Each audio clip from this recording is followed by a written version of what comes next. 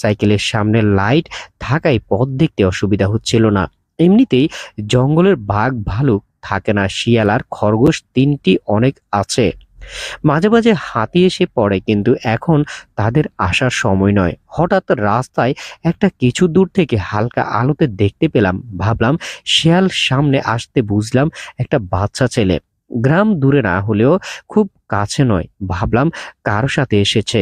তাকে জিজ্ঞেস করলাম, তুমি একা এখানে কি করছো? সে বলল, মায়ের জন্য দাঁড়িয়ে আছি। আমি জিজ্ঞেস করলাম, কোথায় তোমার মা? সে বলল, বাড়িতে। তুমি আমার মাকে বলে দিও দুঃখ না করতে, আমি তাড়াতাড়ি ফিরবো। আমি বললাম, কোন গ্রামে বাড়ি তোমার? চলো পৌঁছে দিচ্ছি। সে ছুটে জঙ্গলে হারিয়ে গেল। মাথা মুন্ডু কিছুই বুঝতে না পেরে আমি নিজের গ্রামের রাস্তা ধরলাম। ভাবলাম কোনো মানুষের বদ মতলব থাকতে পারে। বাচ্চাটার পেছনে গেলে হয়তো আমাকে নাছোড়ের